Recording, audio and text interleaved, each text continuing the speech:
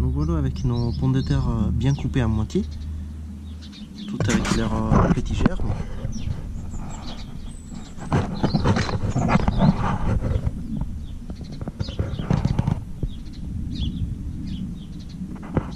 Et maintenant, on passe à la partie terreau et préparation du bac. Le bac, c'est simplement un bac en polystyrène que j'ai récupéré au marché et que je vais remplir de terreau. Je vais commencer à faire une première couche de terreau.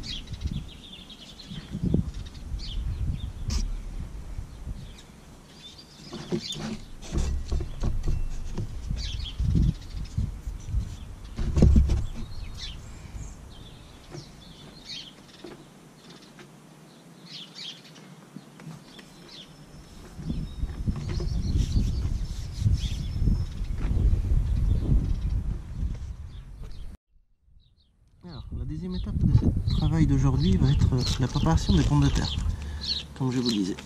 Alors, rien de compliqué. On a des pommes de terre donc, qui ont germé depuis quelques jours et qu'on va donc tout simplement couper en deux. Pourquoi couper en deux? Parce que ça va doubler notre production. En fait, chaque pomme de terre, assurez-vous d'avoir des petits germes au moins sur les des extrémités. Comme c'est les cas ici, vous voyez, il y en a ici, il y en a ici, et ici aussi. Et ben, les deux vont donc me faire deux plants de pommes de terre, qui donneront à leur tour beaucoup de pommes de terre. Donc c'est une raison pour laquelle effectivement il convient de couper le pomme de terre en plusieurs morceaux. Vous pouvez même les couper en trois si elles sont très grosses et que vous voyez qu'elles ont beaucoup de jeunes pousses qui arrivent sur leur peau.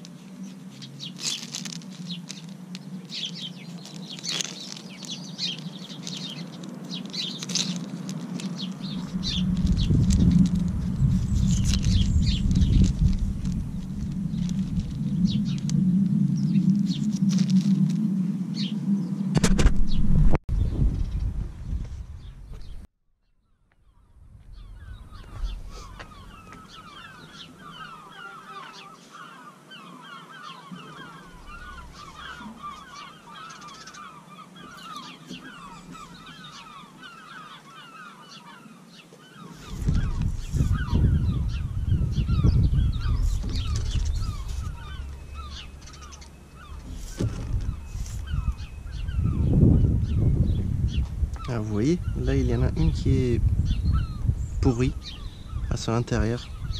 Pas la peine de la semer. Ces genres de pommes de terre, on les écarte directement. Sinon, ça risque de pourrir sous terre ou alors de générer des pommes de terre pas terribles.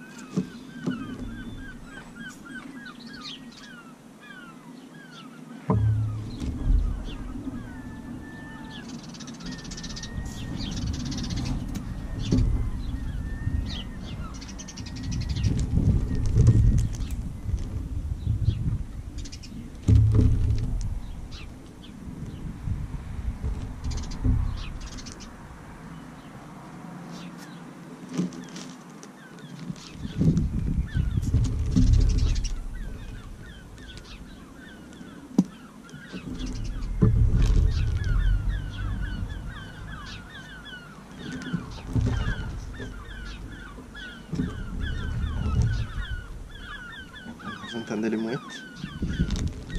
C'est plutôt les goélands. On est vraiment à proximité de la mer.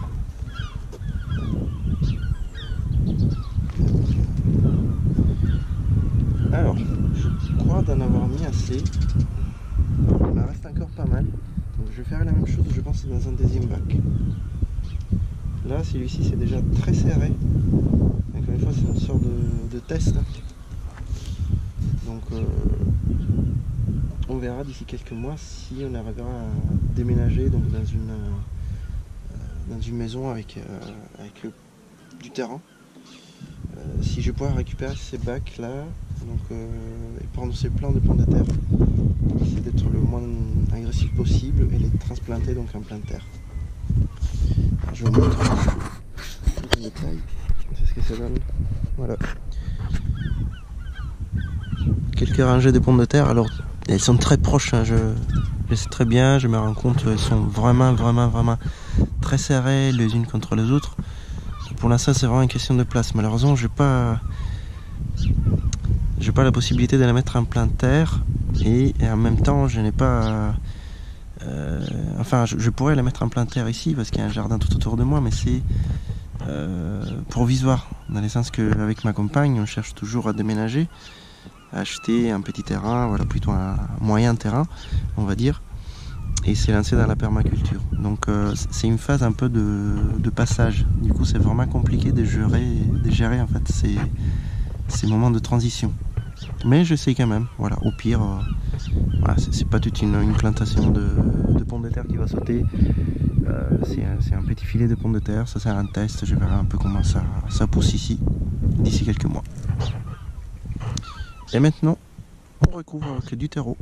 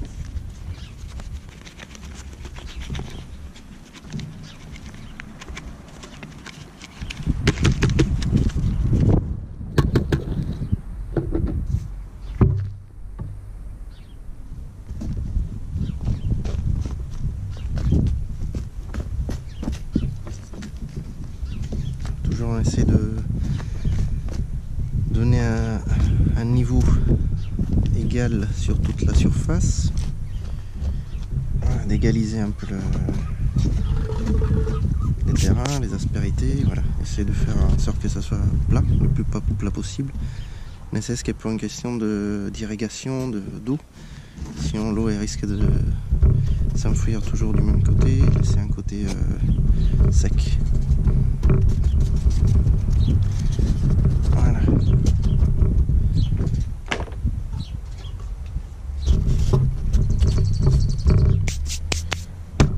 On donne quelques secousses pour faire tasser un peu la terre. Doucement.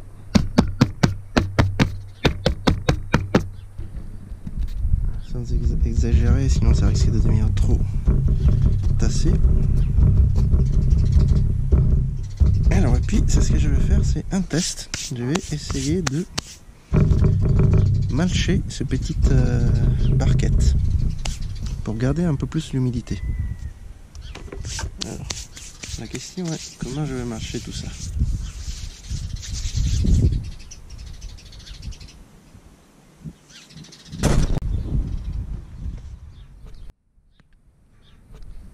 Nous voilà avec notre bac de pommes de terre prêt. Alors finalement j'ai décidé de marcher avec tout simplement c'est ce que j'avais en abondance autour de moi, c'est-à-dire de la tonte fraîche, juste de l'herbe comme ça, que j'ai arraché un peu tout autour du petit champ que j'ai à côté. Et avec lesquels donc j'ai recouvert la quasi-totalité de la surface. pour espérer d'avoir un effet un peu de découverture de paillage. Donc ça va garder l'humidité de la terre plus et en même temps peut-être vu que c'est de la tonte fraîche, ça va aussi enrichir un peu en azote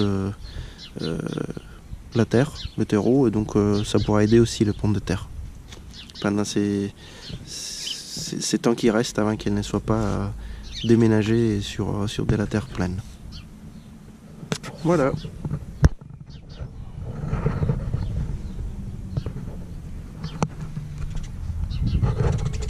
Il n'y a plus qu'à arroser et attendre quelques semaines.